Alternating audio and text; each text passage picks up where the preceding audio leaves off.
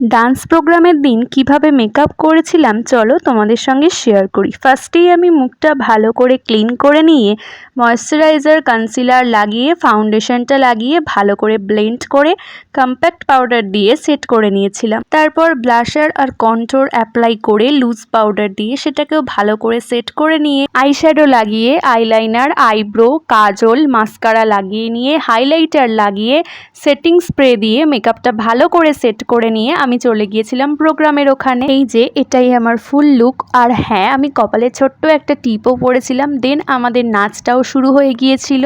আজকের দিনের বড় ভ্লগ আমার চ্যানেলে অলরেডি পোস্ট করা আছে, তোমরা যারা এখনও সেটা দেখোনি ঝটপট গিয়ে দেখে এসো।